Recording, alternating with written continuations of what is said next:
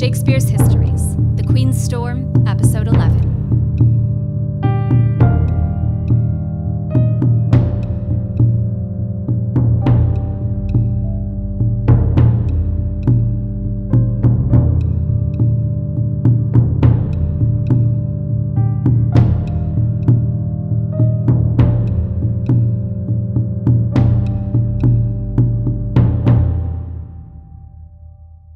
After a long civil war, England has united under King Edward IV. The Lancastrians have been defeated, and only Henry VI's widow, Margaret, remains, in defiance of her banishment. But the wrangling of the nobility threatens the security of the House of York. Edward's brother, Richard the Duke of Gloucester, has set out to win the crown. Toward that end, he has arranged the secret execution of their other brother, George the Duke of Clarence, and has married Lady Anne, heir to the powerful Neville family. Now Richard needs only to wait for King Edward to die from his protracted sickness.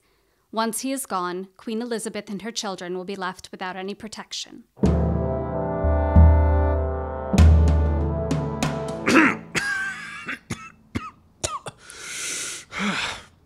Why, so now have I done a good day's work.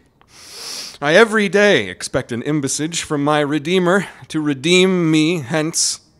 And now in peace my soul shall part to heaven, since I have made my friends at peace on earth.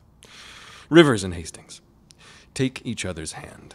Dissemble not your hatred, swear your love. By heaven my heart is purged from grudging hate, and with my hand I seal my true heart's love. So thrive I, as I truly swear the like.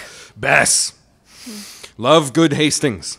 Let her kiss your hand, and what you do it unfeignedly. Here, Hastings. I will never more remember our former hatred, so thrive I and mine. Lord Grey, embrace her. Hastings, love Lord Marquis. This interchange of love, I here protest, upon my part, shall be inviolable. And so swear I.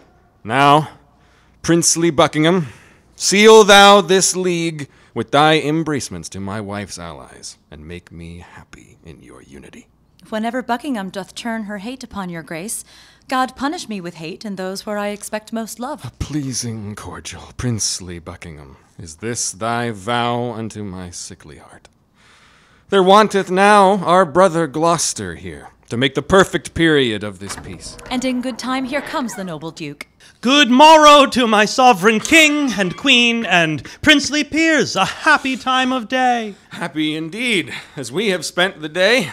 Brother, we have done deeds of charity, made peace of enmity, fair love of hate, between these swelling, wrong incensed peers. A blessed labor, my most sovereign liege.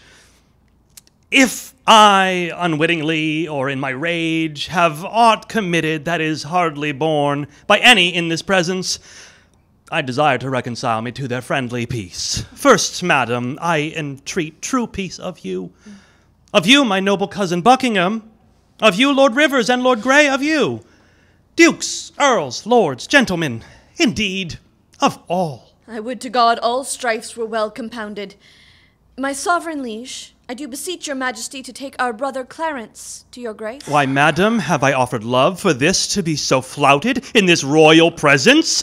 Who knows not that the gentle duke is dead? Who knows not he is dead? Who knows he is? All-seeing heaven, what a world is this? Is Clarence dead? The order was reversed. But he, poor soul, by your first order died. Who sued to me for him? Who in my rage kneeled at my feet and bade me be advised? Who spoke of brotherhood? Who spoke of love? Who told me how the poor soul did forsake the mighty Warwick and did fight for me?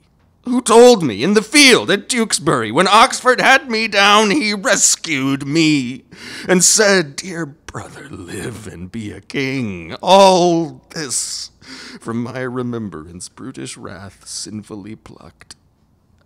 And not a one of you had so much grace to put it in my mind. Oh, God, I fear thy justice will take hold on me and you and mine and yours for this. Come, Hastings, help me to my closet. Oh, poor Clarence.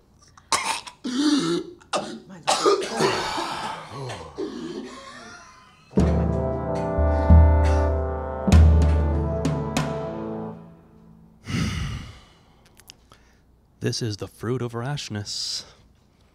Marked you not how that the guilty kindred of the queen looked pale when they did hear of Clarence's death? Oh, they did urge it still unto the king. God will revenge it. But come, let us in to comfort Edward with our company. I wait upon your grace. Who shall hinder me to wail and weep, to chide my fortune and torment myself? I'll join with deep despair against my soul, and to myself become an enemy. What means this scene of rude impatience? To make an act of tragic violence. Edward, my lord, your son, our king, is dead. Why grow the branches when the root is gone? Why wither not the leaves that want their sap? Oh, so much interest have I in thy sorrow, as I had title in thy noble husband. I have bewept a worthy husband's death, and lived by looking on his images. But now 2 mirrors of his princely semblance are cracked in pieces by malignant death, and I for comfort have but one false glass, which grieves me when I see my shame in him. Thou art a widow, yet thou art a mother, and hast the comfort of thy children left. Oh, for my husband, for my dear Lord Edward! Alas, for both mine, Edward and Clarence. Was never widow had so dear a loss. Was never mother had so dear a loss. Madam, bethink you like a careful mother of the young prince, your son. Send straight for him. Let him be crowned. In him your comfort lives. Drown desperate sorrow in dead Edward's grave, and plant your joys in living Edward's throne. Sister, have comfort. All of us have cause to wail the dimming of our shining star, but none can help their harms by wailing them. Madam, my mother, I do cry you mercy, I did not see your grace. Humbly on my knee, I crave your blessing. God bless thee, and put meekness in thy mind, love, charity, obedience, and true duty. Amen. And make me die a good old man, that is the butt end of a mother's blessing. I marvel that her grace did leave it out. You cloudy princes and heart-sorrowing peers, that bear this heavy mutual load of moan, now cheer each other in each other's love. Though we have spent our harvest of this king, we are to reap the harvest of his son. Meseemeth good that with some little train, forthwith from Ludlow the young prince be fetched hither to London to be crowned our king. Then be it so, and go we to determine who they shall be that straight shall post to Ludlow. Madam, and you, my mother, will you go to give your censures in this weighty business? With all our hearts. My lord, whoever journeys to the prince, for God's sake let not us two stay behind. For by the way, I'll sort occasion as index to the story we late talked of, to part the queen's proud kindred from the prince. My other self, my council's consistory, my oracle, my prophet. Wow. My dear cousin, I as a child will go by thy direction. Good morrow, neighbour. Whither away so fast? I promise you, I scarcely know myself. Hear you the news abroad? Yes, that the king is dead. Ill news, by Our Lady. Good morrow, neighbours. Give you good morrow, friend. Doth this news hold of good King Edward's death? It doth. Then, neighbours, look to see a troublous world. No. By God's good grace, his son shall reign. Woe to the land that's governed by a child. In him there is hope of government, that in his nonage council under him, and in his full and ripened years himself, no doubt shall then, and until then, govern well. So stood the state when Henry VI was crowned in Paris, but at 9 months old. Stood the state so? No, good friends, God knows. For then this land was famously enriched with politic grave counsel. Then the king had virtuous uncles to protect his grace. Why, so had this, both by the father and mother. Full of dangers, the Duke of Gloucester, and the queen's sons and brothers hot and proud. Come, we fear the worst. All will be well. When clouds appear, the wise put on their cloaks. The court prepares for the coronation of the 12-year-old Edward V.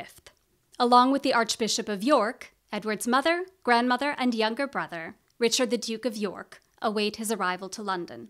Last night I hear they lay at Northampton. Tomorrow or next day they will be here. I long with all my heart to see the prince. I hope he is much grown since last I saw him. But I hear no. They say my son of York hath almost o'ertaken him in his growth. Ay, mother, but I would not have it so. Why, my young cousin? It is good to grow.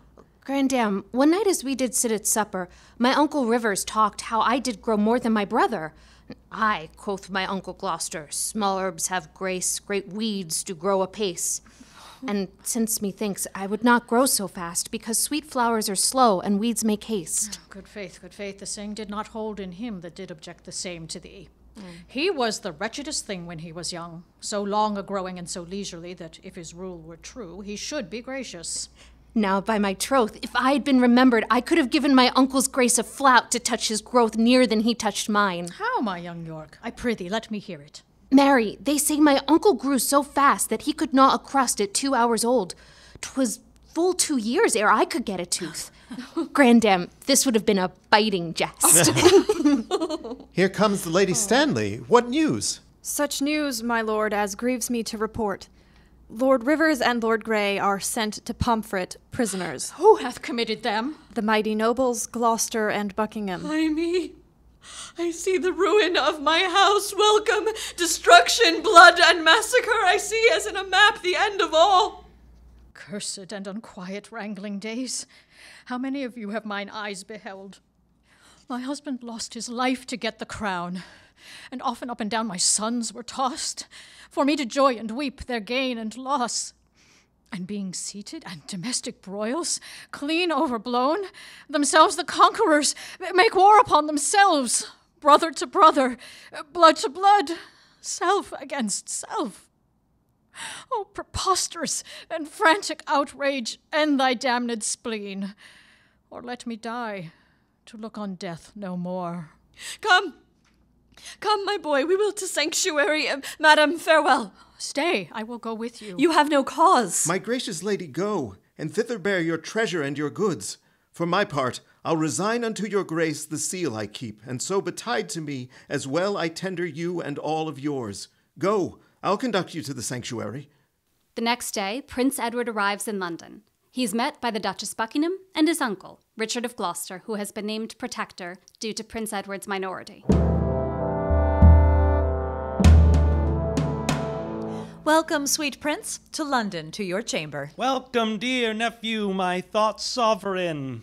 The weary way hath made you melancholy. I want more uncles here to welcome me. Those uncles which you want were dangerous. Your grace attended to their sugared words, but looked not on the poison of their hearts. God keep you from them, and from such false friends. God keep me from false friends, but they were none. My lord, the Lady Hastings comes to greet you. God bless your grace with health and happy days. I thank you, good lady, and thank you all. I thought my mother and my brother York would long ere this have met us on the way. The Queen, your mother, and your brother York have taken sanctuary. The tender prince would fain have come with me to meet your grace, but by his mother was perforce withheld. Fie, what an indirect and peevish course is this of hers!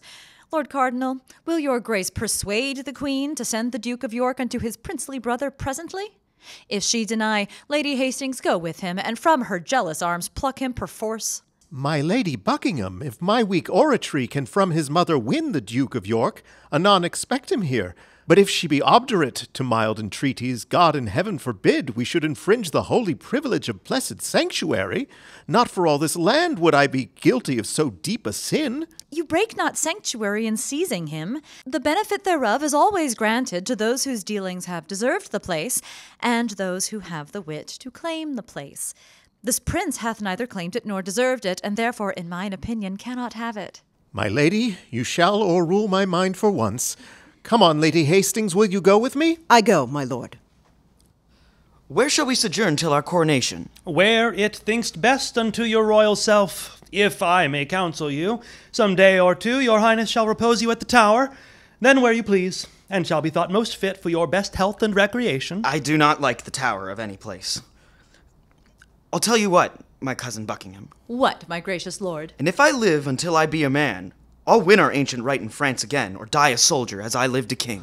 Short summers lightly have a forward spring. Now in good time, here comes the Duke of York. Richard of York, how fares our noble brother? Well, my dread lord, so must I call you now. Aye, brother, to our grief, as it is yours. How fares our cousin, noble Lord of York? I thank you, gentle uncle. Oh, my lord, you said that idle weeds are fast in growth. The prince my brother hath outgrown me far. He hath, my lord. And therefore is he idle? Oh, my fair nephew, I must not say so. I pray you, uncle, give me this dagger. What, would you have my weapon, little lord? I would, that I might thank you as you call me. How? Little. My Lord of York will still be cross in talk. Uncle, your grace knows how to bear with him. My lord, wilt please you pass along? Myself and my good cousin Buckingham will to your mother to entreat of her to meet you at the tower and welcome you. What? Will you go into the tower, my lord? My lord protector needs will have it so. I shall not sleep in quiet at the tower. Why? What should you fear? Marry, my uncle Clarence, angry ghost. My grandam told me he was murdered there. I fear no uncles dead. Nor none that live, I hope. And if they live, I hope I need not fear. But come, my lord, and with a heavy heart thinking on them, go I unto the tower.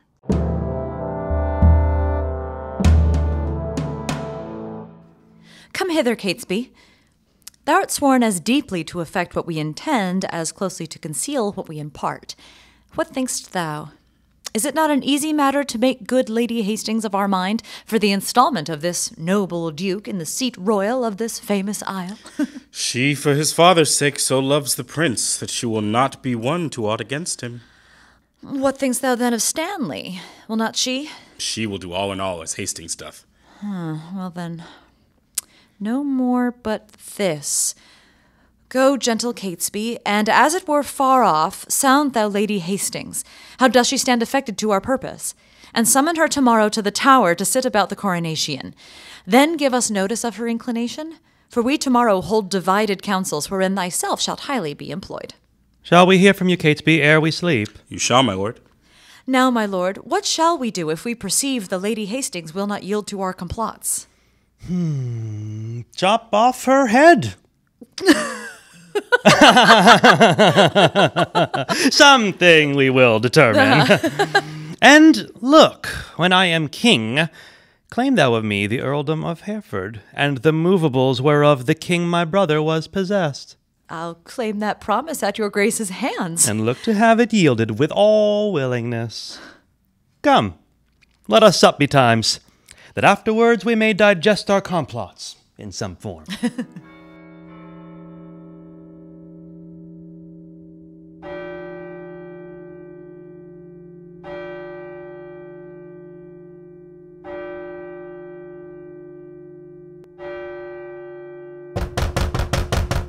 What ho, my lady? What it's o'clock? Upon the stroke of 4. Cannot my lady Stanley sleep these tedious nights? I dreamt tonight the boar had raised my helm. Besides, I say there are 2 councils held, and that may be determined at the one which may make you and I to rue at the other. Therefore, I would know your ladyship's pleasure if you will presently take horse with me, and with all speed post with me toward the north to shun the danger that my soul divines. I say your fears are shallow, without instance, and for your dreams, I wonder you are so simple to trust the mockery of unquiet slumbers. Now, we will both together to the tower, where you shall see the boar will use us kindly.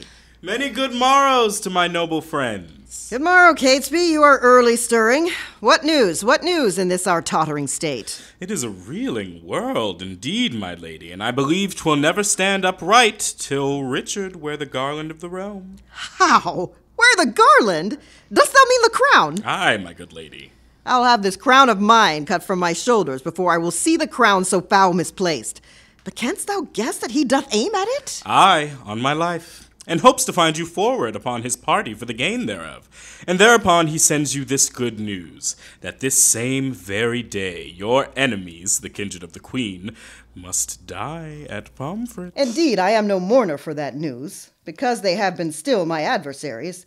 But that I'll give my voice on Richard's side to bar King Edward's heirs in true descent, God knows I will not do it, to the death. God keep your lady in that gracious mind. Come on, where is your boar spear, friend? Fear you the boar and go so unprovided? You may jest on, but by the holy brood, I do not like these several counsels, I hold my life as dear as you do yours. Think you but that I know our state secure, I would be so triumphant as I am? Pray God, I say, I prove a needless coward. What shall we toward the tower? The day is spent. Come, bring forth the prisoners. Sir Richard Ratcliffe, let me tell thee this. Today shalt thou behold a subject die for truth, for duty, and for loyalty. God keep the prince from all the pack of you! A knot you are of damned bloodsuckers! Oh, Pomfret, Pomfret! Oh, thou bloody prison, fatal and ominous to noble peers. Within the guilty closure of thy walls, Richard II here was hacked to death, and for more slander to thy dismal seat, we give to thee our guiltless blood to drink. Now Margaret's curse has fallen upon our heads, when she exclaimed on Hastings, you and I for standing by, when Richard stabbed her son. Cursed she Richard, then cursed she Buckingham, then cursed she Hastings. Oh, remember, God, to hear her prayers for them as now for us. Dispatch. The limit of your lives is out. Farewell, until we meet again in heaven. Now, noble peers, the cause why we are met is to determine of the coronation. In God's name, speak. When is the royal day? Are all things fitting for that royal time? It is, and wants but nomination. Tomorrow, then, I judge a happy day. Who knows the Lord Protector's mind herein? Your grace, we think, should soonest know his mind. We know each other's faces. But for our hearts, he knows no more of mine than I of yours. Or I of his, my lord, than you of mine. Lady Hastings, you and he are near in love. I thank his grace. I know he loves me well, but for his purpose in the coronation I have not sounded him, nor he delivered his gracious pleasure any way therein. But you, my noble lords, may name the time, and in the Duke's behalf I'll give my voice, which, I presume, he'll take in gentle part. In happy time, here comes the Duke himself. My noble lords and cousins all, good morrow. I have been long a sleeper, but I trust my absence doth neglect no great designs which by my presence might have been concluded. Had not you come upon your cue, my lord, the Lady Hastings had now pronounced your part, I mean your voice, for crowning of the king. Then, my good Hastings, no one might be bolder. Her ladyship knows me well and loves me well. I thank your grace. We have not yet set down this day of triumph. Tomorrow, in my judgment, is too sudden. I pray you all, tell me, what do they deserve that do conspire my death with devilish plots of damned witchcraft, and that have prevailed upon my body with their hellish charms? I say, my lord, they have deserved death. Then be your eyes the witness of their evil. See how I am bewitched. Behold, mine arm is like a blasted sapling, withered up. And this is Edward's wife, that monstrous witch that by her witchcraft thus has marked me. If she has done this deed, my noble lord, we... Talk'st thou to me of ifs? Thou'rt a traitor. Off with her head! Now, by St. Paul, I swear, I will not dine until I see the same Catesby and Ratcliffe. Look that it be done. The rest that love me, rise and follow me. Woe, woe for England, not a whit for me, for I, too fond, might have prevented this. Stanley did dream the boar did raise our helms, but I disdained it, and did scorn to fly. Oh, Margaret, Margaret, now thy heavy curse is lighted on poor Hastings' wretched head. Come, come, dispatch, the Duke would be at dinner. Make a short shrift, he longs to see your head. Oh, bloody Richard, miserable England! I prophesy the fearfullest time to thee that ever wretched age hath looked upon. Come, lead me to the block, bear him my head. They smile at me who shortly shall be dead.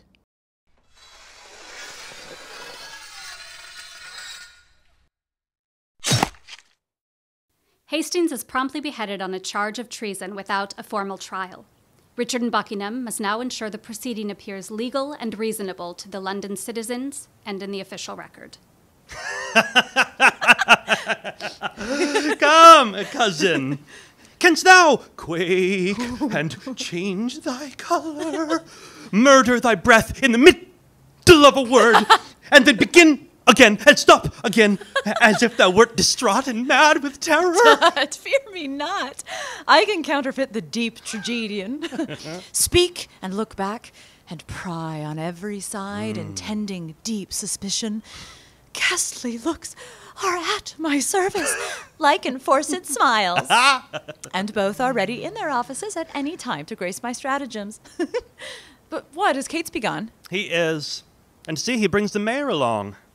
Here is the head of that ignoble traitor, the dangerous and unsuspected Hastings. So dear, I loved the woman that I must weep. Oh, well, she was the covertst, sheltered traitor that ever lived.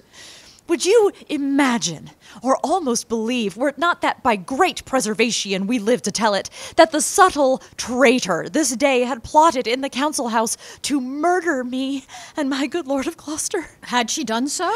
What think you we'd, against the form of law, proceed thus rashly in the villain's death? Oh, now, but that the extreme peril of the case, the peace of England, and our person's safety enforced us to this execution. She deserved her death, and you good graces both have well proceeded to warn false traitors from the like attempts. And do not doubt, right noble princes both, but I'll acquaint our duteous citizens with all your just proceedings in this cause. And so, my good Lord Mayor, we bid farewell.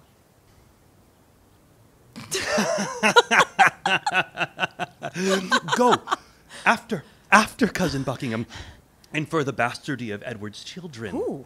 Moreover, urge his hateful luxury and bestial appetite in change of lust, which stretched to their servants, daughters, wives, in where his raging eye or brutal heart, without control, lusted to make a prey. Tell them, when that my mother went with child of that insatiate Edward, noble York, my princely father, then had wars in France, and by true computation of the time, found that the issue was not his begot. Yet touch this sparingly, as 'twere far off, because, cousin, you know my mother lives. Doubt not, my lord, I'll play the orator as if the golden fee for which I plead were for myself. And so, my lord, adieu.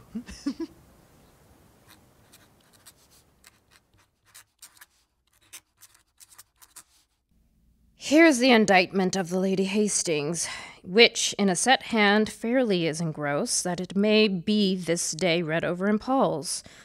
11 hours I have spent to write it over, for yesternight by Catesby was it sent me, and yet within these 5 hours Hastings lived, untainted, unexamined, free, at liberty. Here's a good world the while, who's so gross that cannot see this palpable device, yet who so bold but says they see it not. Bad is the world, and all will come to naught, when such ill dealing must be seen in thought.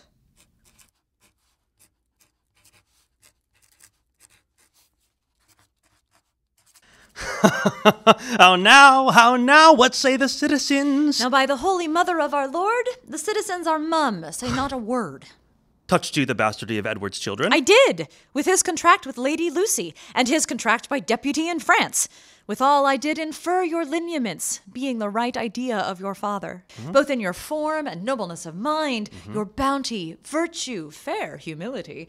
And when mine oratory grew to an end, I bid them that did love their country's good, cry, God save Richard, England's royal king. And did they so? No, so God help me, they spake not a word.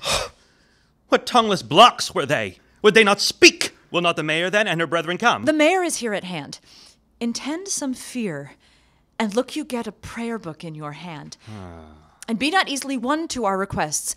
Play the maid's part. Say no, but take it. Fear not me. And if thou canst plead as well for them as I can say nay to thee for myself, no doubt we'll bring it to a happy issue. Go, up to the leads. The Lord Mayor knocks. Welcome, my lady. I dance attendance here. I think the Duke will not be spoke withal. Now, Catesby, what says your lord to my request? He doth entreat your grace, noble Duchess, to visit him tomorrow or next day. He is within, with 2 right reverend fathers, divinely bent to meditation. Return, good Catesby, to the gracious Duke. Tell him myself, the mayor, and citizens are come to have some conference with his grace. Yes, I'll signify so much unto him straight. My lady, this prince is not an Edward. He is not lulling on a lewd love bed, but on his knees at meditation. Yes. Happy were England would this virtuous prince take on his grace the sovereignty thereof. But sure, I fear we shall ne'er win him to it. Oh, Mary, God forbid his grace should say us nay. I fear he will. Here Catesby comes again. See where his grace stands 'tween two clergymen. And see a book of prayer in his hand. True ornaments to know a holy man.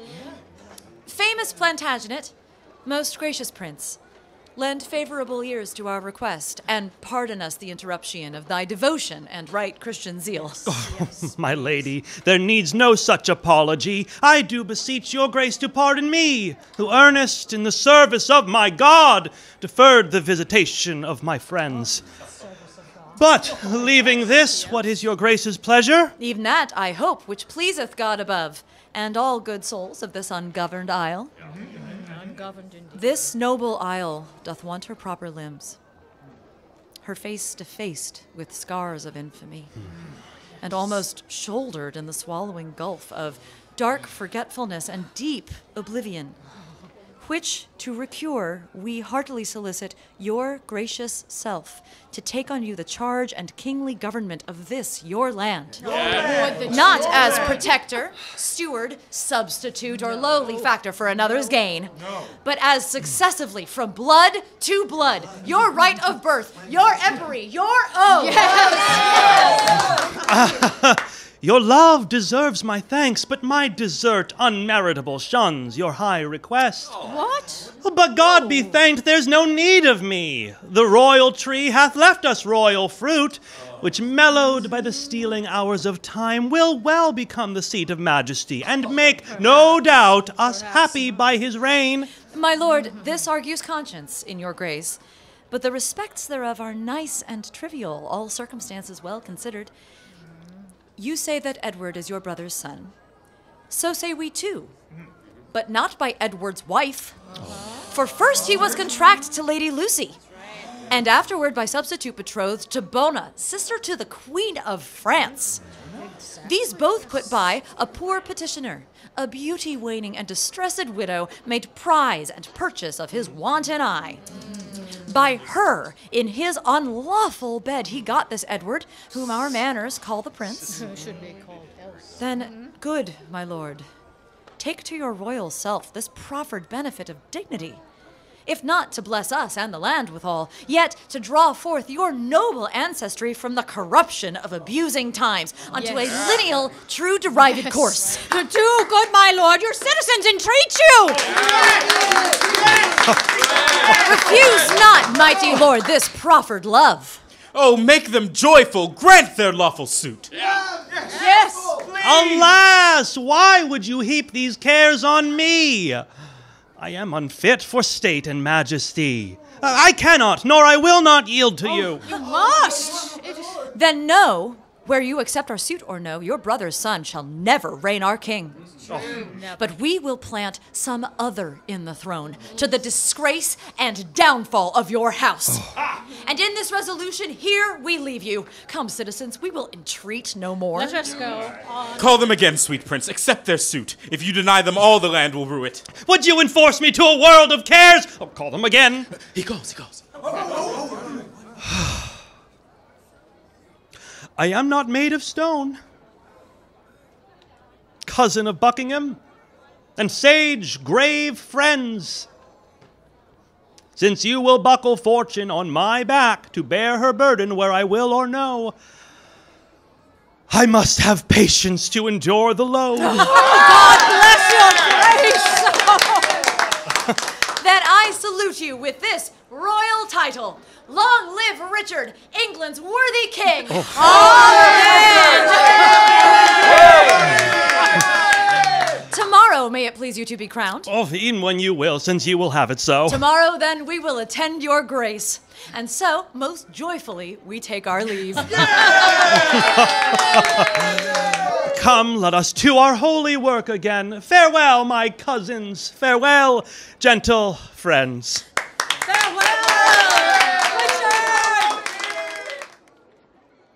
To further his plans, Richard has stowed his 2 young nephews, heirs to the crown, in the Tower and out of public view. Their mother, Queen Elizabeth, fearful of their safety, comes to visit them. She is accompanied by her mother-in-law, the Duchess of York, and Lady Anne, now Richard's wife. Daughter, well met. God give your graces both a happy and a joyful time of day. As much to you, good sister. Whither away? No farther than the Tower, and as I guess upon the like devotion as yourselves, to gratulate the gentle princes there. Kind sister, thanks. We'll enter all together, and in good time here the lieutenant comes. How doth the prince and my young son of York? Right well, dear madam. By your patience, I may not suffer you to visit them. The king hath strictly charged the contrary. The king? Who's that? I cry you mercy. I mean the Lord Protector. The Lord protect him from that kingly title. I am their mother. Who should bar me from them? I am their father's mother. I will see them. Their aunt I am in law, in love their mother. Then bring me to their sights. I'll bear thy blame, and take thy office from thee on my peril. I do beseech your graces all to pardon me. I am bound by oath, I may not do it. Let me but meet you ladies 1 hour hence, and I'll salute your grace of York as mother and reverend looker-on of 2 fair queens. Come, madam, you must straight to Westminster, there to be crowned Richard's royal queen. Cut my lace asunder, that my pent heart may have some scope to beat, or else I swoon with this dead-killing news. Oh, my accursed womb, the bed of death. Cockatrice hast thou hatched to the world, whose unavoided eye is murderous. Come, madam, come. I in all haste was sent. And I in all unwillingness will go. Anointed let me be with deadly venom, and die ere men can say, God save the queen. Go! Go, poor soul, I envy not thy glory. To feed my humour, wish thyself no harm. No? Why? When he that is my husband now came to me, as I followed Henry's corpse, when scarce the blood was well washed from his hands which issued from my other angel husband, and that dead saint which then I weeping followed. Oh!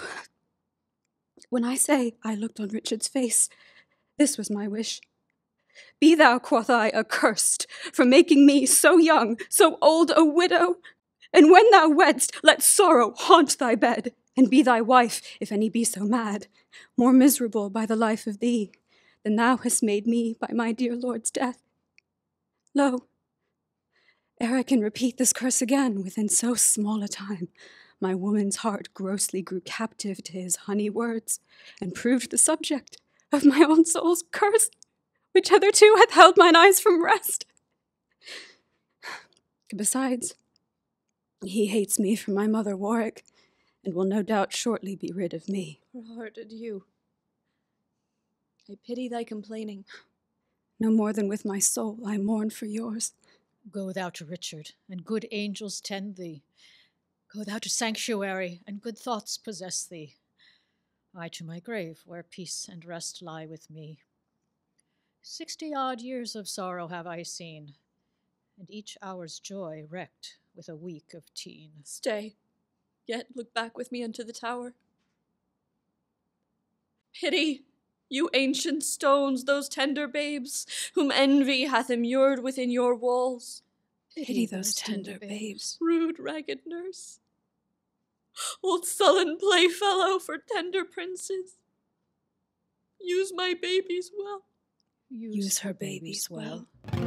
So foolish sorrow bids your stones farewell. Farewell. I fear no foe, I force no friend, I loathe no life, I dread no end.